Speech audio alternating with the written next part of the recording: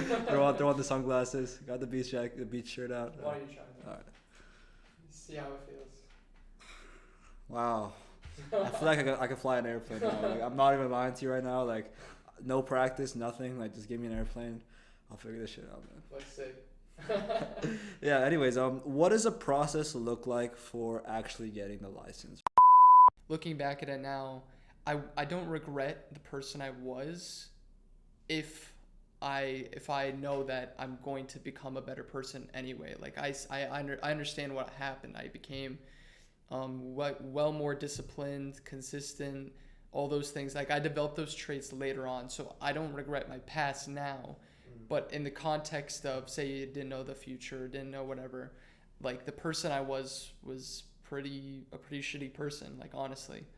And it wasn't until like I said, my sophomore year where I'd finally started to develop those crucial skills of discipline, which have helped me in literally every aspect of my life, from academics to my physical appearance to my emotional well-being. Like every single thing has kind of branched out from that original source of discipline.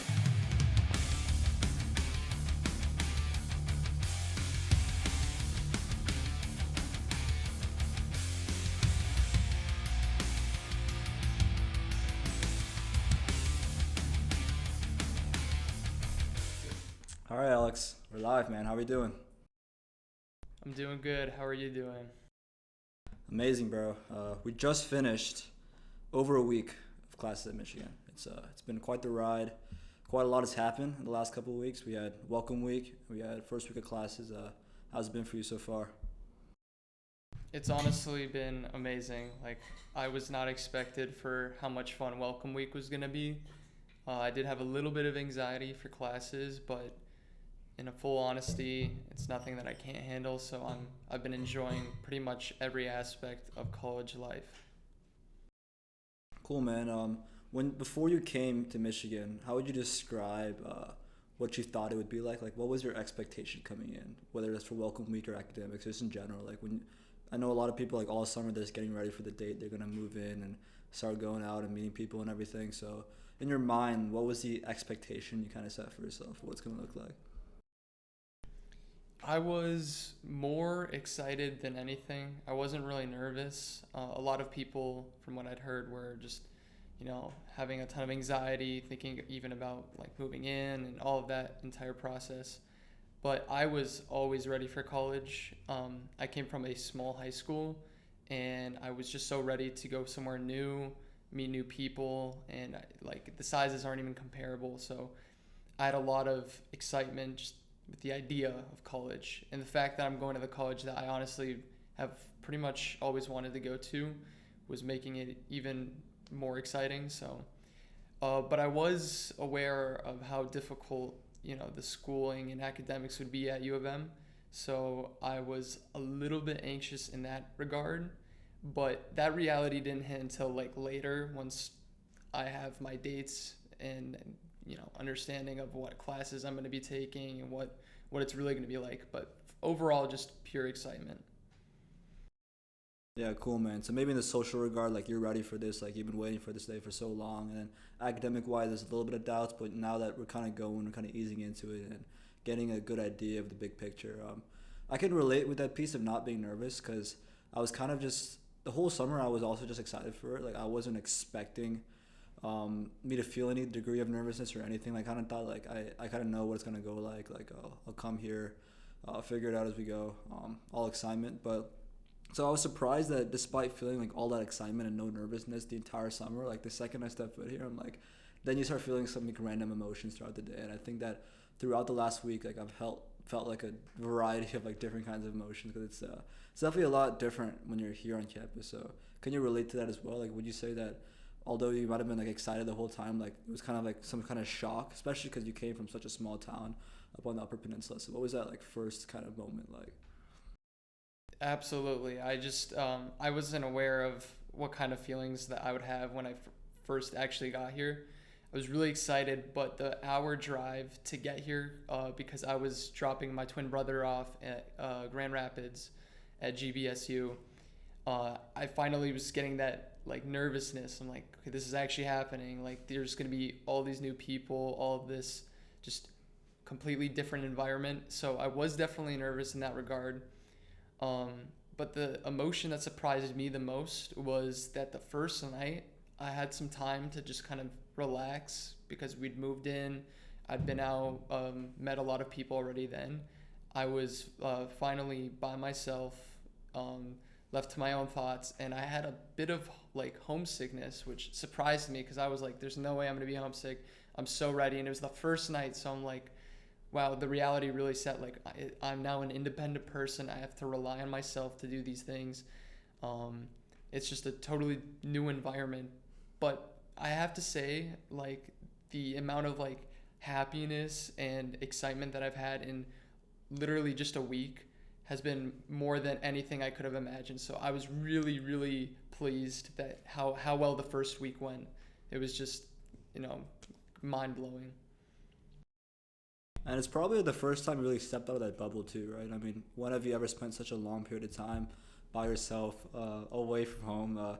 I know like Upper Peninsula is like a lot more empty. There are smaller towns you were telling me about, so I can imagine that, and I can relate to a similar feeling, because we drove down here from Jersey.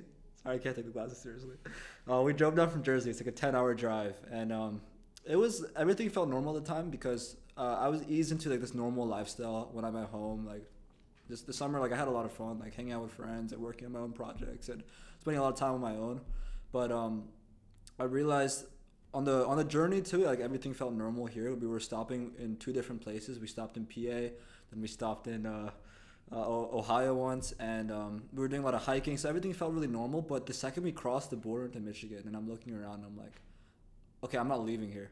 Like I'm staying here now. Like whatever was in the past, like it's there now. And I wouldn't really say I felt homesick in a way.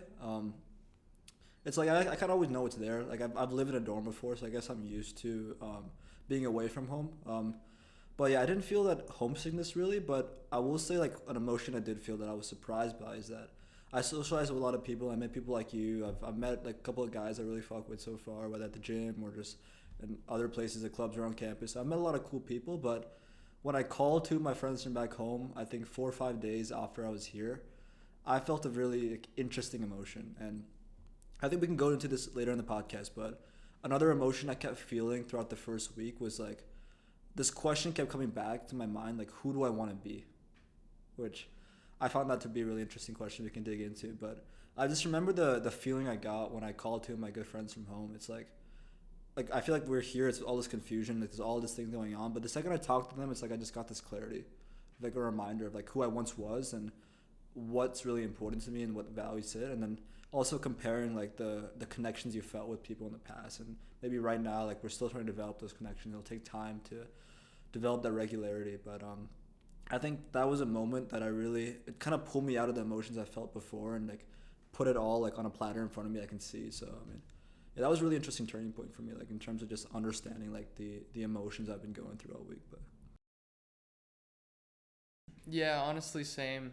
Like looking back at pictures and photos of friends, and even just chatting with like group chats and just people that I typically wouldn't think much of beforehand, makes it feel a little bit like I would even say nostalgic already. Just that time, that era, the summer before college. I've heard it before. It's like that summer is typically one of the best because there's all this anticipation, but also high school's behind you now. So it's this little middle area where it's really just open to whatever you want to do, who you want to be. But I do relate, like coming to college and like now you kind of get to shape yourself. You're who you are. No one knows who you are. It's a time to like really become who you want to be, but at the same time not really necessarily to like conform to this like picture. You know, there's different groups, different people, but it's more like go with who you really want to be like on the inside. So I've actually found that to be the perfect place because I've always waited for an opportunity to really like let out who I am, and this college is perfect for that. It's so diverse. You meet literally like any kind of person you could imagine. So I feel comfortable being who I am and not having to worry about really creating a picture like some people would think college is, but no, not at all. I think it's really about what you want to do and what you want to be. Yeah, man. I think it's interesting coming to college because you kind of have a blank slate now, and when you're in an environment for so long, like high school, for example, you see the faces you've seen for so long. And some people, I don't know if you went to the same middle school with kids from the same middle school to the high school, so maybe you've seen them even your whole life, and maybe just some people just started high school and met their people. But I think when you see people's face over and over again that you've known for so long, they kind of pull you into a past self that you once were. So even if you maybe evolve as a person or change as a person and grow in whatever that might mean for you, like in terms of your values or lifestyle or anything, it's always like when you're around the same people, they kind of pull you back into the person you were when you were around those people, which I found pretty fascinating about myself. Like no matter how much I changed, I felt like there were always things in my environment pulling me back into who I once was. So I think college is that opportunity where you can literally just restart. You can just go there and you can really define. It's like you have a piece of paper in front of you. You can define for yourself like this is who I want to be. And although I thought it'd be easy to do that, like I kind of knew in an idea this whole summer like who I wanted to be. I think it gets confusing when all of a sudden like you have the power in your hands. It's like nobody knows who you are. Like I can act in a totally different way around people if I wanted to and make this into who I am. But then it's also like what are the intentions behind that? Like what are the reasons behind wanting to do that? And like I guess what really makes you happy? Like I think answering that question has always been difficult because I think there's an authentic answer and there's also an answer that might be influenced by other factors that may not allow you to feel like truly happy in that sense. So I mean, what does it look like for you when you say that you really want to look inward and see like for yourself, like you want to know authentically who you want to be? Like what does that look like for you when you ask yourself that question about like your identity as a person? I guess it's really just like listening to how I feel in certain situations and decisions and choices, because college is full of choices and literally everything you do, there's opportunities, decisions, like there's different groups of people you interact with like on a 24/7 basis. And so in the past, I've been like, put in many different situations where I have to make a decision, and it's typically more, like an ethics-based decision, but at the same time, it's also about like for myself, like what can I gain from this? Like college is full of opportunity. You can gain so much from it. But a lot of the time, it's more of a social thing for me. I really do like to be social, to meet people, to, gain relationships. But at the same time, I don't want to sacrifice some of my morals for that reason, which I've done a lot in the past, because when you come from a small town, there's not a lot of options. So you kind of have to conform in certain ways to make yourself fit in. However, like in college, I've met every kind of group of people I feel like I can, and there's more, than what I've seen. But that doesn't mean I have to stick to those groups. It could just be a social interaction full of respect and value. But here it's like I'm still finding areas where I'm like connecting more to and pursuing that, because I'm like, this feels right to me. Like these are the people I want to be around. This is the environment I want to be around. This is what I want to do. This is why, and it's all out of my values to better myself, to be better for others. I don't want to hurt people. I don't want to be hurt by people. I want to just be overall a good person. And that's kind of what I found, that in college, it's like you can, if you want to do that, you can pursue that. There's other people though, and it's not just like a stereotype. It's true. There's people that have really bad intentions, but like you get to make that choice. Like, do you want to be known for that, or do you want to be known for what makes you a better person? And that's kind of more where I'm going at. Like, I feel comfortable. I could say I feel comfortable being who I am and not having to worry about really any judgment. Yeah, I mean, maybe it was more difficult in the past because you're limited in the types of people you can hang out with. I mean, how small was this? You told me it's about 100 people, right, that you went to school with in your graduating class. Like I was just about 140, 150, and the people around you really shape you. That's definitely something I've learned, because the funny thing is, like, my main friend group that I look back on from high school was people I met in my senior year of high school. I don't know if I told you the stories with like the whole concept of postgraduates, but yeah, I hung around this like certain type of crowd, and I was a certain type of person for so long throughout high school. And then the second you find people, I think I can reflect now that you'll know in your heart, like when you see someone, you're like, I want to be around this person, right? Even if there's confusion in some points, and the opportunity with college is that there's like 7,500 kids in our class. Like there's definitely people whose morals will align with yours, whose value will align with yours, or whose humor will align with yours. So you can really like find those people. But you mentioned that there were points in your life where you felt you had to sacrifice your morals for social reason, for conformity. So would you be able to explore that more? Like, was this at a high school level? Like, what did that look like for you when you felt like that pressure to sacrifice morals and values for some social reason? I guess it's not nearly as bad as it would sound or seem, but there's, you know, I'm specifically thinking more like I had a really good friend group when I was younger. And we were all like, it was a really diverse friend group. People like short, tall, athletic, junkie, like, you know, that's just how it was. But that's what made us us. And it kind of made us stand out a little bit more from the crowd because we all have these different backgrounds. But for also that reason, I'm with people that my morals don't align with at all. There was just, you know, there was like a fair amount of drinking, and I didn't like personally. The thought of alcohol to me isn't so much an issue, but it's more when it's like in an environment where peer pressure is really common, and it's not just that. There's deeper levels as well, but it's also the kind of respect that these people have towards each other. There was just a lack of that, and I felt that you know, if there's a choice that I wanted to make, it would be, you know, covered by other people's decisions. And now I'm like having to make it like this choice, like, do I stick with these people because they're close to me, or do I go do my own thing? But that's kind of sacrificing my social like aspect of high school for a more, I don't know, fulfilling, independent life. And I found honestly a middle ground. I would identify more as like the kid that everyone's friends with, but not really particularly friends with a specific person or group.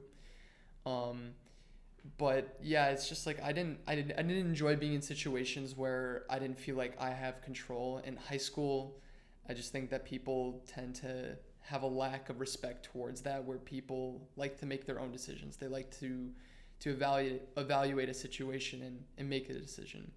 And speaking of that friend group, one of my really good friends who goes to college here that I'm consistently seeing was part of that group. And yep, Addison, yep. And he's a really good friend of mine. He's super smart. He was the most alike with me because we both valued, for example, like Christianity. We're both Christians, but also academics and our overall just well-being. And you know, we both were often uncomfortable in a lot of situations, and that's okay. You know, that's a familiar thing.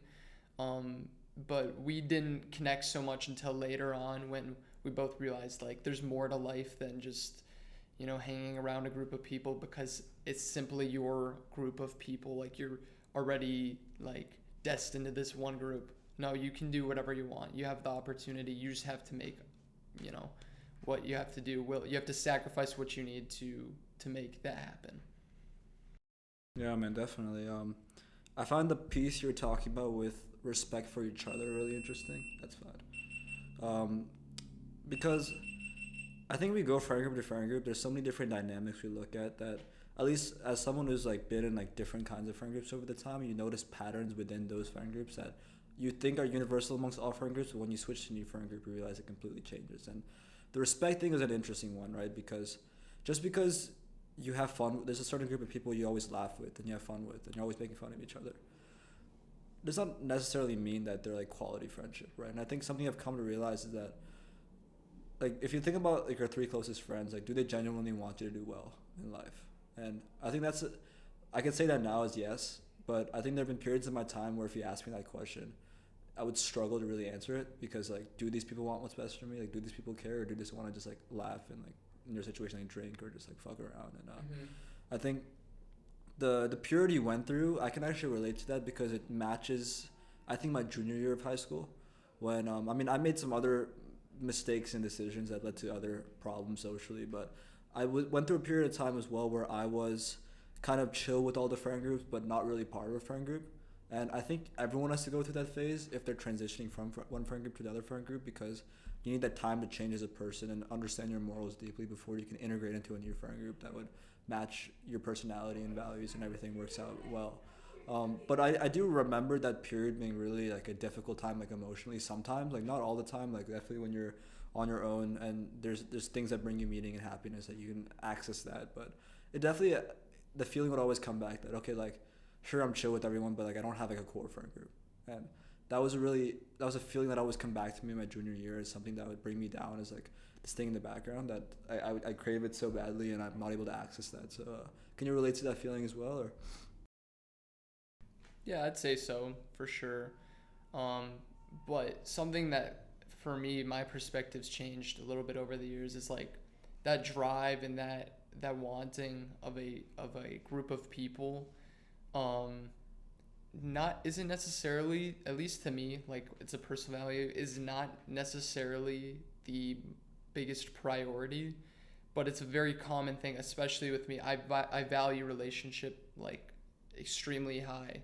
And so for that reason, a friend group is of course on that list. Like that it's, to me, it's almost mandatory. But at the same time, there's a lot of growth that you get from not being surrounded by a group of people and having to make consistent day-to-day life choices that are going to shape how you become. But I really do think, especially when you're in high school or college or these kind of things, that's the time to invest into that kind of stuff, because you're surrounded by like-minded people for the most part. And that's why that you kind of have that innate drive to meet people, to get to know people, to laugh with people, to experience things with people. So I do have that sense of wanting and belonging to a group. But as I've gotten older, it's maybe not become as quite important. It's just something that I look forward to, but I don't overthink in any aspect. It's just I find it to be something that I think should come pretty naturally. It's something that shouldn't be necessarily forced. But I don't know. I'm excited personally for being in college now, with surrounded by literally everyone that you could imagine, and just being able to kind of start to pursue something more that could have higher value than maybe what high school could have had to offer. What did it feel like when you transitioned from that period of time where you were more like on your own with some friend groups here and there, to when the point where you mentioned that you found that core group of people that all were like-minded, all felt so connected to each other? And also bring up a point that I think the funny thing is that when I kind of found a similar kind of friend group my senior year, it's like a lot of them also went through like a similar kind of process of like leaving an old friend group behind and having a period of time like on your own, which is really funny because I guess that connected us all together at the end as well. But what did that emotionally feel like when you transitioned and you actually finally kind of achieved? Because you mentioned that being social and having quality friendships is high on your priority list, but sometimes you need to sacrifice that for a period of time being in terms of development. So what did it feel like when you finally achieved that? It felt honestly really great because there was a good probably year where I was more independent, doing my thing, focusing on my goals like weightlifting, flying, that kind of stuff, academics. But that was more of a growth period. And I was still social within that, but I wasn't really, I guess, grouped with any certain people. I was just doing more of my own thing, and I was content with that. At first, it was really hard because when you have to deal with things by yourself, independently for the first time, it's difficult, especially when you, by nature, are a social person. But you mentioned something about like the post-grad friend group, whatever. I'm not too familiar with that, but that kind of seems similar to my situation because I met this really, really good friend group towards the end of my senior year. And it was really random how it occurred. It was just a complete random function meeting of people. of literally like all kinds. The more of them were juniors, but I have a few seniors that are also graduating from that and at different places now.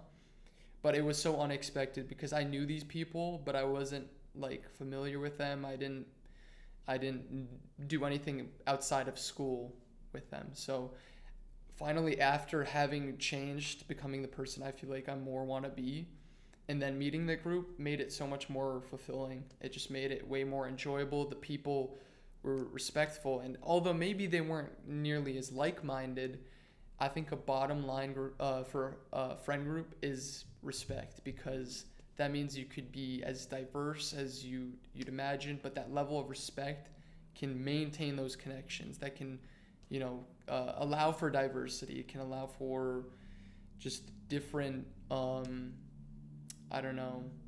perspectives, I guess, because if there's respect, then it really doesn't matter what background you come from. There's just a level of comfort that you can sense between those relationships.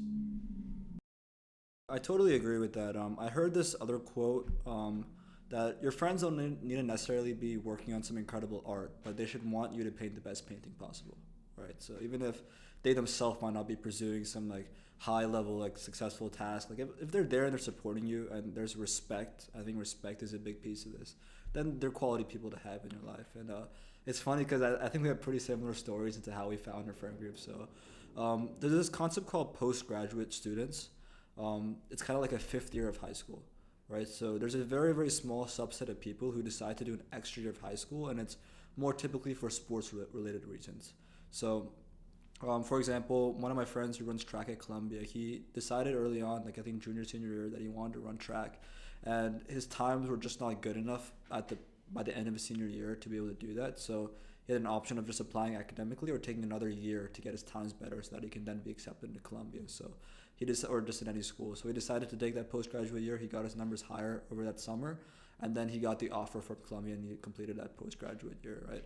My friend who's at Navy, he plays soccer, really good at soccer, and he was planning to go to Navy to play soccer, but his grades weren't good enough. So Navy told him that you need to do an extra year of high school, get your grades better, get your SAT up, then you can come join us for that freshman year. And then a lot of examples like this, sometimes an age thing, like you're too young to be in like West Point, so you have to take an extra year. But the subset of people who have to take a fifth year of high school, and they can't just go to any school, like any public school. They typically go to private schools. A lot of private schools offer them, and I went to a boarding school. So at my boarding school, there were 16 or so of these postgraduate students, and they're kind of on their own. They have their own dorm and everything, but they're integrated to the senior class in a way, so we kind of all come together for events like graduation and things like that. So I was more on my own in terms of like the dabbling between friend groups period, like you were, throughout the second half of my junior year and early senior year. But while I was in that period of my early senior year, I actually started to meet a lot of these people just randomly. Like I'd see one of them at the gym and start talking to them. I sat with one of them at breakfast and started talking to them. And slowly, like I started liking these people and I started feeling like I can relate with these people. Except I never really committed to that friend group. They kind of had their own friend group, and it was kind of building on its own throughout the year. And at some point in April, it all just came together. And then these happened to be the guys, like some in your way, like some random function, everybody met each other. Like literally in April, we all met each other. We had an amazing senior spring, like April, May, and then summertime, we had a good time. So it was kind of amazing how it came together. It's almost like it's like a movie, like a movie script. Like it's kind of insane, but it worked out for both of us in that way. But yeah, man, it really makes you think about the universe though. Like it's pretty fucking insane. That same experience sitting in this room together right now. First podcast in Michigan. It's pretty fucking insane, man. Yeah, the spring, it was more like May when the first function kind of began, and then we just like, let's make a group chat and then let's just go off there. But I was coming from a point where I was ready to just kind of like stop caring about what people think. In high school, I overthought a lot. I always thought of like what I look like, how I speak, just really every aspect about me that people would see, and it affected me pretty negatively, but it's also pushed me to grow in a certain way. But specifically that summer before college, meeting those people that really, I mean, the one thing I could describe about the people is they don't care what other people think. Like these people are down to earth, and they're all pursuing different things. Like one of them drives a motorcycle, one of them is 200 pounds benching almost 3 plates. The other is just super smart, and like these people have like their own little knickknacks that they're super fond of, but they don't care what other people think. And so I was like, okay, I'm gonna pursue that. I started growing a beard. I started growing out my hair out. Like I didn't have a middle part before this, and I was like, you know what? Like I'm just gonna enjoy myself, do something new, and really enjoy that last moment before college in my hometown. And we did a lot of fun things. Some things I could think of is like there was this railroad track, like it was a bridge, and it went over a river, and it's abandoned, decommissioned, but people would still go do graffiti and do flips off it. Like we would always just go to that hangout spot, talk, meet, converse, whatever. And that's probably my biggest takeaway. Like these people like wanted you to do stuff. They reached out. They wanted to know about you. They wanted you to know about them. Like it's like this mutual respect that I really loved about the friend group. And it's not to say that I don't have ties with the old one, the people that I wasn't necessarily as comfortable with. But for the most part, I really enjoy all of the different friend groups and people because they all have something to offer. They have a certain baseline connection that drives us together. And so even if I'm not part of it, I still value those people individually and what they have going on for them, as long as it's in pretty good nature. Yeah, I agree with the same. I've been a part of a bunch of friend groups, and I wouldn't say I'm part of them anymore, but I definitely still reach out to them once in a while and say what's up. Like it's no hate there, it's all respect. Besides one person, but I'm just like, but yeah, I want to touch on 2 things you mentioned. The first thing about the overthinking, I get in my head a lot too, and definitely overthinking what people think about you. I can almost relate exactly to what you said because these guys absolutely don't give a fuck what anyone thinks about them. But another funny thing is that what I love about what you describe part of this friend group is that sure they're driven, but they also have their own ways of having fun. And the fun that you seem to describe was more of this adventurous kind of like going out like in the woods, like this graffiti shit. Like that actually like sounds adventurous and fun and like enlivening. And the only thing is it's kind of sad because you go to college and you talk to a lot of people and their definition of fun is just like going out on Friday nights. Like Exactly. Like okay, like I'll talk to you here and there, but it feels like forced small talk. And it's not my definition of fun. I think it's more relatable to you, like going on adventures, like just doing like incredible shit in the world. Like whatever that might be, like going out to the beach and just like surfing or some shit. And literally, like me and my friends in senior spring, like our sense of humor was literally. Did I tell you this about yelling? Okay, I didn't tell you this. So literally, they're all like the older guys on campus, right? So everyone's younger than them. They're all like 18, 19. I'm like 17, 18 at the time. So we would literally walk out of the dorm it's called Baruah they lived in, and we would literally walk across. There's a center campus, big rectangle. Takes like 2 minutes to walk across, and it's surrounded by dorms, right? So the freshman, sophomore, junior, senior, they all live around in these dorms. We would literally walk down and just yell the stupidest shit because all the walls are thin and everybody could hear what we're saying. We'd just be like, "Attention all students, the AP Bio exam is at 12 p.m. tomorrow. Don't forget your calculators." Like stupidest shit. Like there's like these 2 couples. There's a couple over there like sitting by a tree or something, and we tell them, "Attention, check-in is in 5 minutes. Get done what you need to get done." Like the stupidest shit. And I feel like that's more fun, just going on random adventures. Like we just walked down like the lake that was down. We started taking a piss in the lake, and then some of our friends were in this furniture making class. So we literally just went down them and helped them make tables and stuff. Like literally just going on these adventures and just like fucking around, doing stupid shit. At the same time, like they're all pretty driven. Like you mentioned that your friends, like they may not be driven toward one thing, but then one of them's really smart and one of them's in the gym and one of them, like they all have their own unique pursuits, but you can all be united by that energy, maybe. Mm-hmm. They still bring that same energy, the same respect. So it doesn't matter. The details don't matter. It doesn't matter if you're in the gym or behind the books. Like that energy, I think, is what comes together to bring people together. And I can see that in this friend group too. Like one of them's pursuing track and going D1 track. One of them's going to Navy. Like I'm just going academically to school, and we all have that same kind of energy. And I think that's for people looking for that. It kind of comes to you in a way, but it really comes from first you finding that energy in yourself, right? Because if I met these guys a year before, like they probably wouldn't want to be friends with me because I wasn't the person who had that energy that could unite myself into that friend group. But I think that period of time where you're on your own developing is essential. And you don't have to be totally alone. Like you could still like hang out with friendships and stuff, but not really having like core group of people, because whether they're good people or not, like they in a way prevent you from growth because you always conform back to who you were when you were around them. So it's a difficult period to get through, but there can also be a lot of fulfillment you find through there. I think like I found a lot of fulfillment when I saw myself develop in so many ways. Like I think if you met me a couple years ago, like, you wouldn't fuck with me, honestly. But yeah, man. I mean, it's special for sure. Yeah, I mean, we changed so much over the years. Like I'm nothing like I was 2 years ago, or even a year ago. It's like so much changes, but I agree because my friend group was also, I was a different person then. If I was to try to meet and meet up with these new friend groups, sorry, can I just restart? Yeah. Where do you cut it out? No problem. Okay. Sorry. Okay.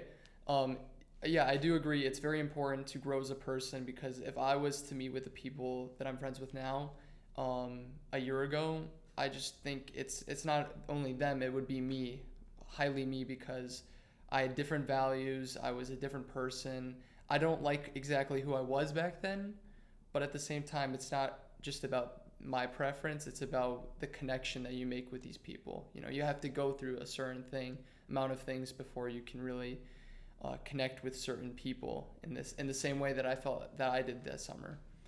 But also, I wanted to mention, it's not to say that these people don't have their own flaws. Like the old friend group, they had their flaws, without a doubt. But it's the same. It's at a certain level, it's the same here. It's just different. It's that bottom line of having respect that allows you to kind of surpass those flaws.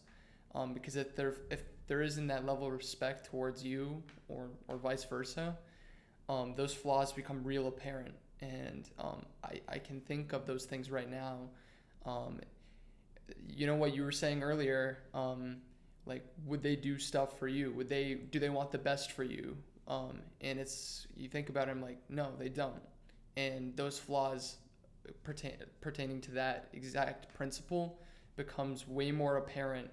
And at a certain point, you just have to either let go, or you can hold on, but it's not going to benefit you mentally, physically, literally any aspect. You're just going to end up hurting yourself more. But I'm glad that we both ended up finding something that really worked. And it's unfortunate, that we're in college now, but we have summers to go back to, and now you have those connections that you'll have for the rest of your life, hopefully, where you can reach out and kind of find someone to, I don't know, keep you accountable, or literally just to have for, I don't know, backup,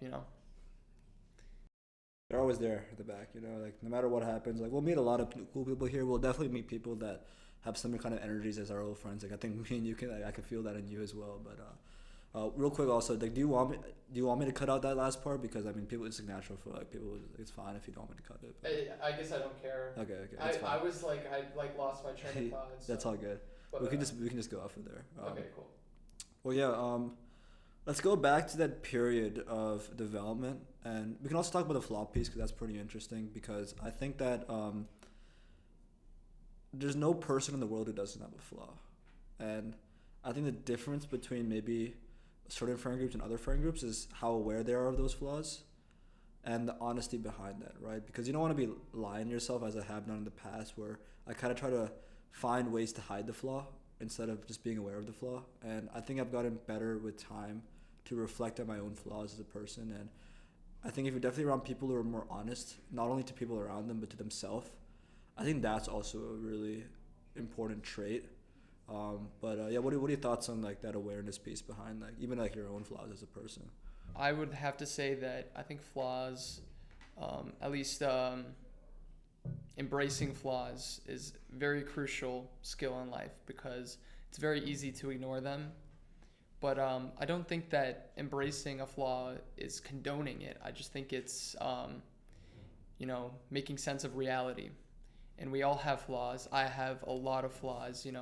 I like to overthink or overlook them, and I think there's a sense of pride in that, which I don't think is a good thing. I think it's a very important thing to acknowledge what you have going on with you, if it's a good or bad thing. just have to embrace it because it can help you grow. It can help others grow. And I guess a situation I'm thinking of is if a friend or peer is doing something that is directly bothering you, what can you do? You can actually literally talk to them. You can have a conversation. You can have a dialogue and acknowledge a certain aspect that is upsetting you, that's causing issue. And by embracing that specific flaw, you are giving them the ability to grow and learn. If the thought would then always linger, or they will have immediate action. It depends. But I guess maybe there's something more specific you want to go with the flaws, because that's just kind of as a generalized idea of what I perceive flaws as. No, that's great. I mean, it really ties into like your own development, and I think you brought up some other points there that we can go deeper in. I think that if I reflect on my own journey of that development period, I think it started with recognizing my flaws, and I'm curious about how some of that was for you, because I don't think you can improve yourself if you don't even know what there is to improve, right? If you are aware of those flaws, then you can actually start to take action. But it's kind of like a little hill that goes down before you go up, because you need to embrace the negative emotion. Like, I'm like this piece of shit. I think it's hard sometimes to even know what those flaws are, because our brain is a mess. I've felt that a lot myself, that sometimes my brain just feels like it's some like busy metropolitan city with cars going everywhere and people yelling like in New York City. Like, it's sometimes feels like a fucking mess, and I just don't know like where to start or like how to dissect this. And I think writing things down on piece of pen and paper has helped me a lot, just to like slow it down a lot and try to like go through those phases and layers and understand what that is. But I remember the fall term my junior year was a time I reflect on a lot, because that was a time where I really was in a low point, and I think it came from the fact that there were definitely flaws I had that I kept running away from. And I remember one of the things that I had that was really deep in me at the time was that I really, really cared about other people's thoughts about me and validation. And what that led me to do was to try to be like a popular guy. So I would literally try to be that guy that's friends with everybody and kind of hang my hat on that. Like, that's my identity of who I am. Like, I'm the guy that's chill with everyone, hangs out with everyone. And I don't know why I was young at the time. Like, I was obsessed with that shit. But I think it took me like months of like actual like making mistakes and realizing how that wanting to be that person affected the way people looked at me in a negative way, and people actually started to dislike me because of that. And that led to a point where I started to become more friendless, because although I have all these people around me, I'm the social guy, I lack that true connection with people, and I think that's what started this whole thing. But I remember like my junior year winter, like it was during wrestling season 2, so definitely more focused time. I was so busy with wrestling and schoolwork that I didn't even I kind of like stopped socializing with the people I used to, because I felt like I don't have the time for it. But it also gave me a lot of time to reflect, and that's when I started to realize that I started to write down literally that like this is the problem of who I am, and like I don't like it, like I don't like who I am. And a lot of visualization of like who is it, that person that I want to be, like what are those values there, right? But the point is that recognizing that flaw in the beginning helped to propel all the growth I saw in myself, and breaking those maybe like those trauma or whatever, those things that keep pulling you back into wanting to be that person. But I think one of the funniest things about flaws is that they always creep back in every now and then. And I actually saw this last week creep back in, where I always became like a different person. I was hanging out with someone, and I felt like I became a different person, and I felt like I was right back there in the fall term my junior year, just like chasing validation, trying to act like I'm some cool guy. And I came back to my room that night, and I'm like, what the fuck just happened? Like, I can't believe that came back. So really 2 points to hang your hat on there, but the fact that recognizing those flaws is always that first step for me, at least what I saw, and you can compare that to maybe what you saw. But also the fact that they kind of become a part of your nature in the background, that they keep coming back in a cyclic way, which I think is kind of scary, but very, very interesting at the same time. I mean, you just said it. I was going to say it is scary, because it's like you're trying to run away from something that keeps kind of creeping back. You know, you're trying to make a new identity, be a new person, and there's these chains almost that are slightly holding you back. But I don't think it's like that. I think it's natural to not be able to just completely change from one identity to the other. And seeing those flaws kind of come back, I think it's a very normal process. But I definitely agree, it is scary, because you don't want to be the person you don't want to be, you know? But anyways, For me, flaws are something that I tend to view as just exactly like a growth, a method of growth, to view a flaw and to be able to build upon it. You do have to recognize the flaws one way or another. And I guess for me, my sophomore year was my toughest year. And it's so long ago now that I have issues even thinking about it now. Like what was my mindset? What was the issue? There was too many issues that I was unable to at the time just face head on. But over time, got better.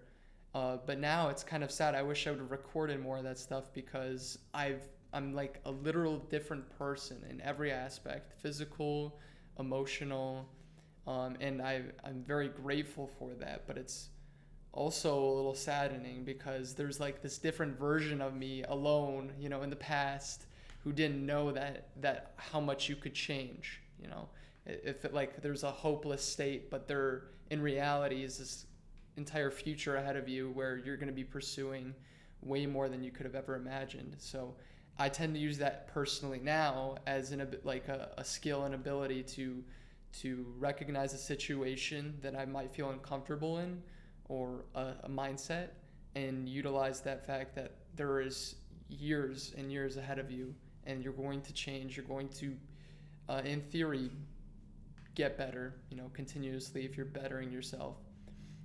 But everything is temporary. You just have to look forward and continue to enjoy the present, but don't linger on those flaws. Yeah, you hit the nail on the head with the developing mindset piece. Because I'll tell you like a story. First, just on a broad level, you can measure your progress in terms of physical things, like the gym, for example. You can see your physique change over time if you take pictures, right? You can look back at an old picture and see that's what my physique looked like back then. And there's some objective things you can look back upon, like these are the people I was friends with then, these are the people I'm friends with now. It's very easy to see development on an objective lens, but you can't really figure out like what's changing up here. And this part changes a lot. Your mind changes a lot with time. Just the way you think, like you have so many thoughts in a day, like the thoughts you have, the patterns throughout the day change significantly as well, but we don't know that because we don't remember that. And it's all, we can't like take a picture of our brain right now. Like this is the thoughts that I had all day today and then like compare that to a year from now. But in my junior year, I was saying December 2022, I started keeping a journal where I literally just write down my thoughts. And I've done that pretty much every day since then. And you're really like accurate about the fact that yes, your mind has changed a lot and you just don't know it, because when you read back those old journals, it's like, I used to even think those thoughts. Like I used to look at the world this way. Like these are the things I was thinking about all day. Like these are the problems I was going through. It's funny because our brain has a way of forgetting, like just breaking away those old memories. But it's really like I created this time capsule in a way that I can literally look back at from my junior year till now, like my freshman year of high school, an axis of my thoughts any day of the year, like no matter what stage I am, where I am, what country I'm in, like what state, who I'm with. And it's like I get the feeling that now that I have that I want more. Like I kind of wish I had that in my sophomore year, my freshman year. But I mean, it's interesting, man. Like your brain is a funny. I'm actually really interested in like neuroscience stuff now because of this. Like the brain is such like a complicated, fascinating thing that we still don't know a lot about. Like it's severely understudied, and yeah, man, it's quite interesting, man. I'm a big fan of the Notes app because I utilize it for pretty much everything. I don't do so much like get my thoughts. Well, I do get my thoughts down, but maybe not like literally. It's more like different subjects or matters that I need to keep a certain idea or thought down somewhere and be able to access it in the future. Like I'm a big movie guy, so I have like a movie list, and I track also the movies I've watched. So it's like a timeline, I look back and I'm like, oh, I remember the feelings I had at this time and what this was. It's like listening to a song that takes you back. It's kind of that concept. But I also utilize it, of course, for everything else, scheduling, literally just keeping lists of whatever you could imagine. Like I have so much variety, but I do also agree that I wish I'd started earlier because it's so fascinating to see who you were before you changed, significantly. So it's the same with photos too. I wish I had more photos, but at the end of the day, I try not to linger too much in the past. It's good to view it, to realize how far you've come. But at the same time, it's also great to look to the future and try to build a new you. This podcast in a way is kind of a time capsule too. Like you might look at this, you might rewatch this video like 3 years from now, like, oh, I was thinking about this kind of things first year of high school. Like, yeah, it's definitely amazing. I want to go back to that period of development you saw, and I'm really curious about when we talk about development. It's a vague term. It can mean something different to me, something different to you, something different to the person that's watching. So, if you had to pinpoint like pillars of development, like if you have to compare, I know we talked about the social scene, but I know you talked about academically, you talked about pilot studies, which you haven't even got into. We've talked about athletically. So if you had to pinpoint like, I don't know, 2 or 3 pillars and highlight these are the places I saw development in. I'm just curious, like what areas or pillars of your life would you say you focused on during that development period? So, I mean, when I say development, I just mean growth on typically more of a emotional scale. Obviously physical when I talk like gym, but probably I guess you would say the 3 biggest things is number 1, like the absolute biggest one was discipline, something I lacked up until probably sophomore year. I remember being one of those kids always playing video games. I didn't care what I ate. I didn't have really a goal or passion or anything like that. And looking back at it now, I don't regret the person I was if I know that I'm going to become a better person anyway. Like I understand what happened. I became well more disciplined, consistent, all those things. Like I developed those traits later on, so I don't regret my past now.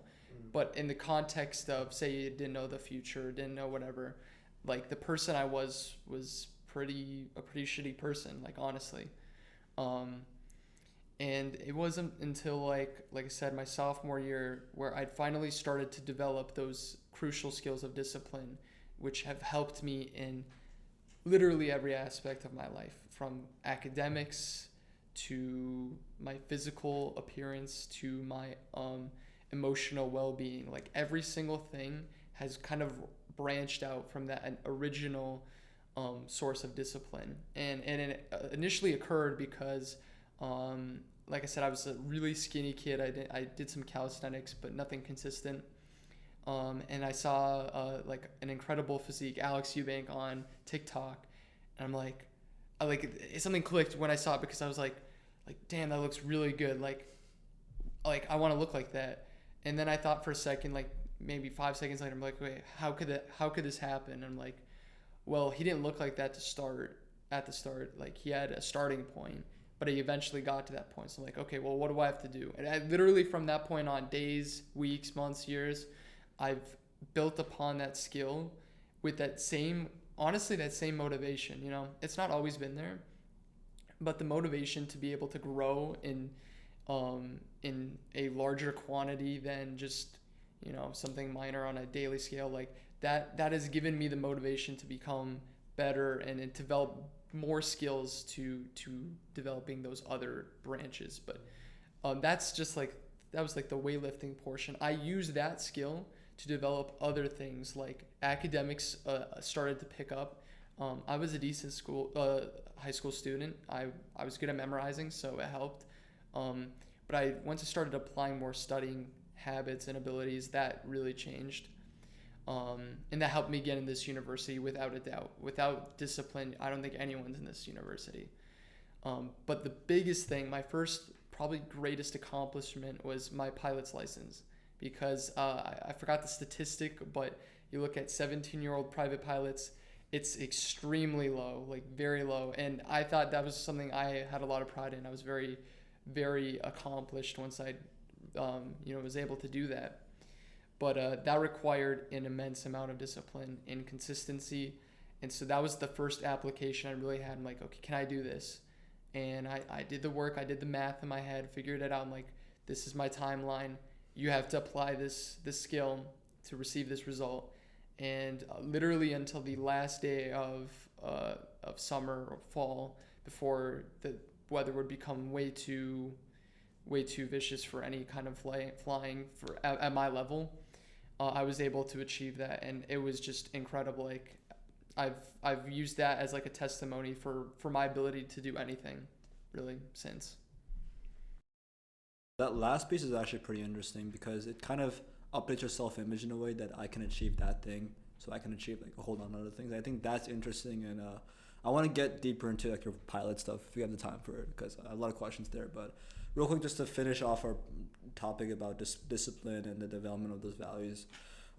So you mentioned the tipping point of seeing a figure you look up to on TikTok, the guy that amazing physique that inspired you, that maybe I should be changing my lifestyle to achieve something like that, right? And you mentioned that other elements of development, whether academically or emotionally, were branches off of that. So did those pieces also have their own kind of tipping points, or did everything really come from that one source, or was even on a broader scale, like was there other tipping points that changed how you went from this guy that was more careless, more wasting time playing video games, eating junk food, to a person that's more conscious and more aware of what he's doing and what he wants to be?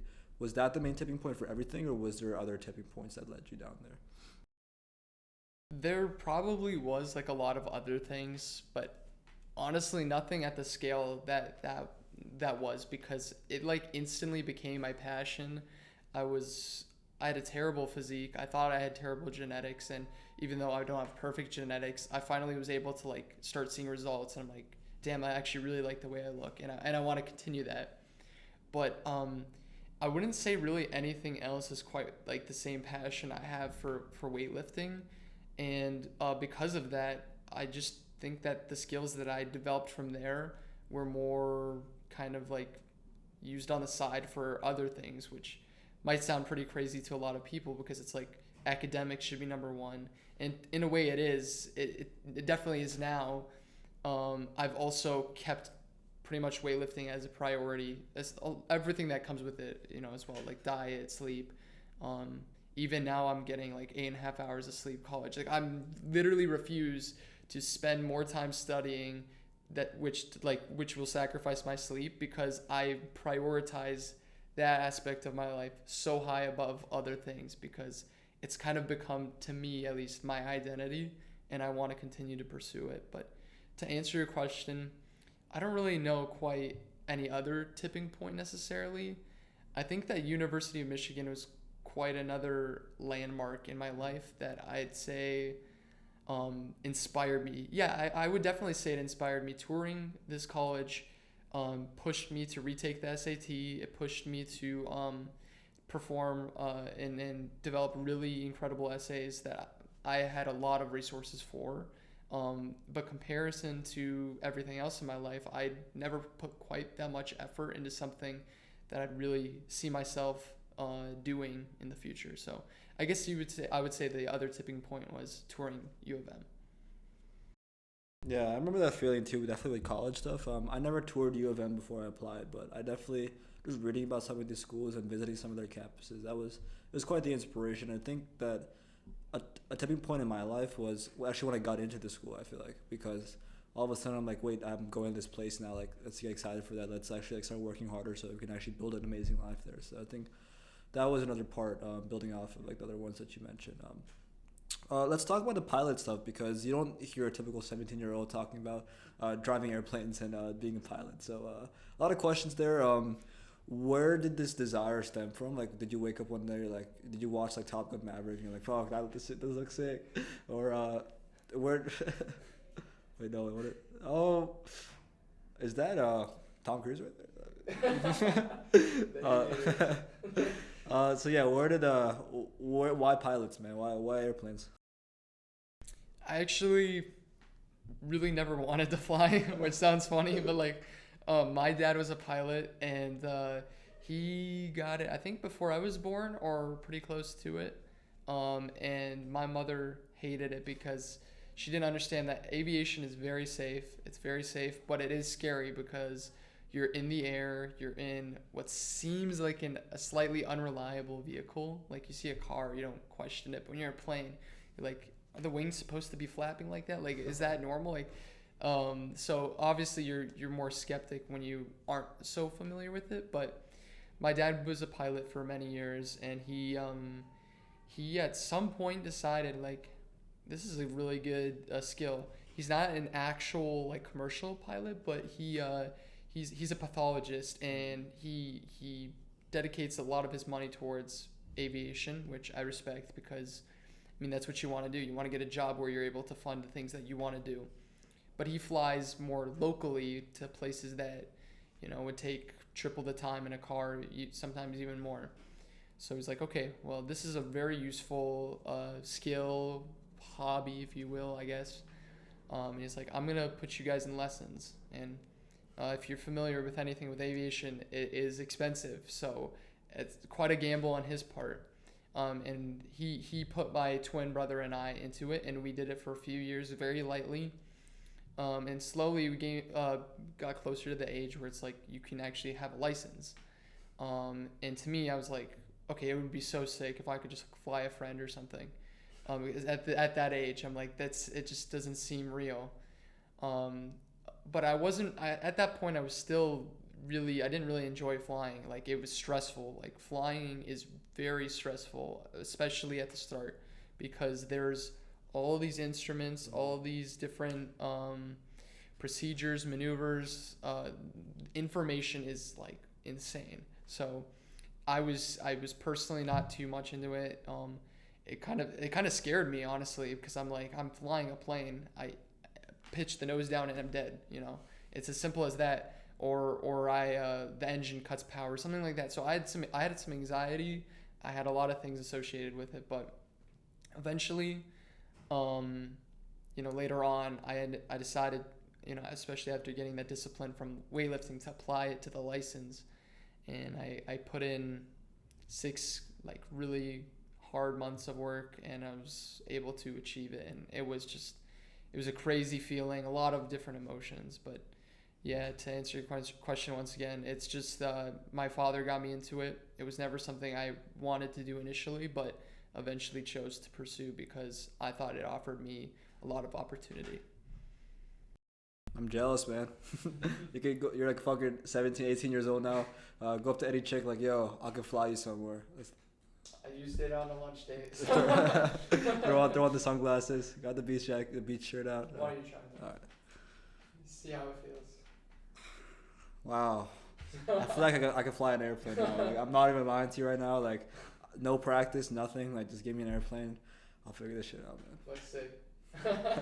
Yeah, anyways, what does a process look like for actually getting the license, right? So you went through the training procedure, you've got like the basic skills down, and now you're getting closer to getting that license. Is it a lot of like academic work you got to do? Like, you got to like pass some tests, are there like actual tests of flying it? Like, how difficult was that procedure? And you can maybe even compare it to something people understand, like high school tests and high school level SATs. Like, how would you compare the training process to maybe anything else you've done in your life? And you mind if you want it back? Like, no, you got it. You look great. So something that I could compare it to as simply is getting your driver's license. It's not easy at first. There's a lot of rules that you don't know. There's the written test, right? And then there's the driving portion. It's just like that. There's the written test, flying portion. There's also an oral portion where they have to talk to you and you have to answer questions. That was what I personally had the most anxiety for, because I didn't feel like I would be ready to answer questions, and there's just so much information. You can ask you anything pertaining to aviation. It doesn't have to just be flying. It can be regulations. It can be certain rules in different regions. So a lot of that, but yeah, I don't think it's necessarily as hard as it would seem. Let me rephrase that. It's necessarily as impossible as it seems. Of course, I'm here to be a testimony, and I have good memorization skills, but I wouldn't say I'm your really above average student. I would just say I decided to dedicate a certain amount of time and consistency to accomplishing this goal. And so the learning process, in more specifics, is comprised primarily of flying. But on the side, when you're not in the air, they're doing a digital course. That's how I did it. You're obtaining a lot of information, answering a lot of questions. The test is comprised of a total of, I think it was 1,100 questions, but Wow. you only had to answer 60. Okay. So, but that's still a pretty big pool for just this like one level of flying, because there's multiple levels. Um, but the flying portion, I mean, you just get better. You practice, you practice, you practice. You start to it becomes second nature. I genuinely at one point, and this is one of the greatest feelings that I had with flying, was I felt like I'm literally part of the plane. Like when something moves, like it's part of you almost. And so that's what you want to be when you're flying. You want to feel like you're in full control. You know every little detail about what's going on inside and outside the plane. So it's quite a bit, but that's pretty much the basics of learning to get your license. Yeah, I love that last piece you mentioned because I think that can take us off this other conversation of something I read in a book a while back. There's this concept of flow that I think was developed. Correct me if I'm wrong. Don't quote me on this, but I think there was some Russian psychologist or something that developed this concept of flow, right? Where essentially you become so immersed in the task at hand that you kind of become one with the task at hand, right? So they use this concept a lot, I think, with people who were doing more laborious work in the past, like manufacturing stuff. Like sometimes if you're so focused on a task for such a period of time and you kind of enter this flow state where your brain kind of turns off and you're so immersed in the activity, it's almost like you're one with the activity, you're one with the task. And I've spoken a lot about the concept of flow in the podcast because for some reason it always comes up where I'm talking to someone who's passionate about what they do, and they always describe this feeling of flow when they're immersed in the activity, right? Like I talked to this chef at my old school, and he says that when he's like cooking and working on either making food or he's working on like when you're making food for like so many people at a boarding school, like it's a whole different ball game. And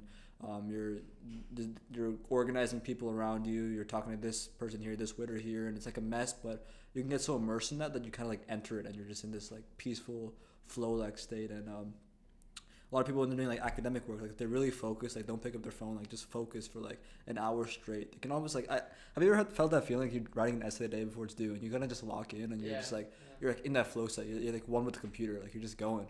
And I felt that a lot through wrestling. Definitely in high school, some of the best moments of like my brain turning off, just being there in the moment through wrestling. But it sounds like to me a lot when you describe driving this plane, like you're kind of becoming one with it. You're like entering this flow state, and I'm curious, like if you can go into more detail, like what does that feel like? Like is that an amazing feeling? Like when you're just there, you're flying. Like what does that feel like to you? It absolutely is an amazing feeling. I mean, it's like you rarely are able to achieve that normally. So when you find something that you're able to do that in, especially to that degree, it's just like it's a euphoric feeling, and I don't exaggerate that at all. To feel so comfortable and in this like state of mind that you're just able to just perform like crazy maneuvers, specifically flying. It makes you feel like, I don't know, like really important and like fulfilled in that like specific moment. And even afterwards, like I'm thinking about it now, it like makes me feel happy. Like, but specifically that flow state that you've been describing has been more apparent in my additional training. So I have my private pilot license. I have all of the rights as a pilot. I can fly. I can have passengers. I can go wherever. But there's a regulation that's not too familiar with people that are slightly outside of aviation, and it's you can't fly through clouds, not one cloud, which sounds odd, right? Because the clouds are in the sky, planes are flying in the sky. The requirement for that is an instrument rating, and proportionately, I think it's significantly harder than the actual license itself. All the work to get that license, it's like a foundation, and then there's these different ratings. And so I'm working on the instrument rating, which it's pretty much just as common as the private license, but significantly harder. It's very notorious. People know it. If you're a pilot, it's very important because the reason it's so frowned upon, well, it's illegal to fly through clouds, is because it's as easy as to get in a cloud, you lose your visual cues, and then all of a sudden you're upside down, nosedive, and you have no idea because your body loses the sensation. I've experienced it because we have devices that go over our heads and it prevent you from looking out, and out of nowhere you're going a complete different direction than you It is scary, and actually the scariest moment of my life, I got like chills thinking of it. I was with my instructor, completely safe, but we're going down to the runway to land, and this is where the flow state. That's probably the scariest. Yeah, the normal landing is no problem in the day, no issue. Like I can land it comfortably, but when this isn't. It's called IMC. The environment, you cannot see out the window at all. You are completely immersed on the instruments. You can only rely on the instruments, because if you start looking out or listening to how you feel, I'm telling you, that's the most common. It is statistically the most common way pilots die.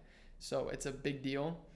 But there's a certain point where you're 200 feet above the ground, coming to land. You still have zero visual cues. You're just relying on your instruments.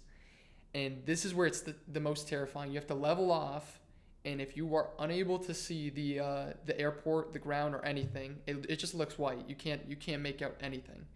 You have to do what's like called a go around procedure, where you start taking off. You just keep flying full power, all that stuff. But you have a moment where you're maybe there for 10 seconds, looking out the window, just trying like your best to see anything, because if you can see the runway, you could come land, no problem. But at the same time, if I were to be alone, I probably would have died. And I'm serious. My leg is shaking. My instructor's there backing me up. I didn't have the flow state. That's something you need to develop over time. And there was other points where I would have it, but when I don't have the device on, I'm literally in the actual environment that I've been training for. It's a completely different sensation, and it genuinely is terrifying. Like there's all these things you're paying attention to. It's not just one thing. So. Yeah. Do we want to we can go a little bit more? Okay, yeah, we can finish the plane stuff and call it a, yeah. Okay. Oh yeah, man, that's scary. Yeah, 1 minute. Yeah, that's scary, man. Can you remind me again why there's no visibility? Or why we're not able to see anything? What's the reason? Like, is this a particular scenario again? Can you remind me? Yeah. The reason that people get the instrument rating is specifically to be able to fly through just cloud layers. Before it's not like fog. There is fog, but that's a different scenario. The typical scenario that you'll see is that there's a cloud layer, very thin one, right above the airport. You legally cannot go through because it literally takes 10 seconds and you're upside down. In certain situations. I don't exaggerate that. There's a reason there's so many regulations. But that's why the training is so important to be on top of. But yeah, like it's as simple as like, hey, I want to go to this location. I want to fly back to my hometown. 2-hour flight. I get there, and there's a cloud layer over the airport. And I know that if the airport's there, I can land underneath. There's plenty of space underneath. But sometimes you have to just go through the cloud layer. You have to talk to control towers. There's people monitoring you. You have to make sure you're on top of everything. There's different procedures for different situations, but specifically, there's going to be lower cloud layers which prevent you from being able to go underneath a certain altitude where you're comfortably and legally allowed to land. So that situation was really rare. It was my first time also in actual conditions. We do simulated, but I'd like taken my goggles off. I was flying through clouds. There's a thin cloud layer above the airport. It just happened to be very low, preventing me from seeing the runway at the altitude I was supposed to be seeing the runway. Meaning I'm completely, when I say it's just white, you can't like tell any shapes. It's just like this, it's like really, really heavy fog. That's it really though. Gotcha. I was doing a podcast a couple of weeks ago, and an idea I got while speaking to someone was we were talking about the internet, and the thing is, since we're born with it, and since we've been using it for so long, we kind of accept it as yep, it's normal as the internet. But when you really break apart like how it works and what it's able to do, it's actually kind of fascinating that we made something like this. Yeah. And I think the same thing applies with airplanes to me, because right now, like, oh yeah, you're flying to Jersey, oh you're flying to, I don't know, this other country, like we accept it as normal now. It's a part of life. But when I hear you speak, all I can think about is how fucking crazy airplanes are. Like they're just fucking, you can fly places, man. Like for the first time in 300,000 years of human history, right now we're living in the time when we can literally, for the first time, get to Japan in like less than 24 hours. Isn't that just fucking insane? And it leads me to more questions that about like how much do you know about how these airplanes actually work? Like what is the science behind how these airplanes are even able to do, like what is like the main thing that's allowed us to create this kind of technology? Would you know that? Or I have a pretty basic understanding because they required at some point that you had that kind of like educational aspect learned about. But the main, I mean, the literal cause of plane flying is lift and thrust, which now that I've taken physics has made a lot more sense. But it has to do with the air pressure underneath and above the wing and how it flows over, and the engine power similar to cars. It's like you have the forward movement and then you have the upward movement. But still, regardless, I totally agree. Like planes are insane, which is why I had anxiety for a long time, because I'm like, people are comfortable with flying, but this is like a chunk of metal with, of course, lots of engineering. I mean, all engineering surrounding every aspect of it, but still, like, it's kind of wild. I'm in the air right now. Like, how is a human able to do this? Like, exactly with the history we have, like, and now all of a sudden people are just in these completely reliable machinery and just like, oh, this is normal. Like, to me, it still isn't normal. And that's why I also have a lot of passion when I speak about flying, because it's something that I do, but it happens to also fascinate me at pretty much every level. yeah, amazing, man. Both being able to fly and the machinery is just so beautiful, man. It's actually so beautiful. And I think we'll close it at that. It's been quite a rich discussion, hitting about an hour 15. So love to do this with you. I think it's quite a good podcast to start our Michigan journey. Like, this one will go down in history because it is officially the first podcast I'll be filming at Michigan. We're doing one every week, so it'll be quite a few, hundreds of podcasts we'll do here. But yeah, good way to start it off. Good reflection on both our evolution over the years, friendships, our experiences at Michigan, and flying. And if we ever do this again, we can obviously go a lot more deeper into the flying stuff, because we only had a little bit of time at the end of the podcast to go into it. But I know it's something you're passionate about, something I'm curious about, so I'd love to have you back on. But other than that, I think we're both about to go lift, right? Palmer Fitness, big tent behind Mojo. But yeah, thank you once again, and I really enjoyed the discussion today. And I appreciate you having me. If you want to That's all good. That's all I good. just did it anyway. Yeah, I appreciate it. Peace, bro. Yeah, man, that was good. Yeah, man. Inspired. Thank you for tuning in to my episode. If you enjoyed that episode, I guarantee that you'll love this episode right here. The best way to support the channel is by hitting the subscribe button.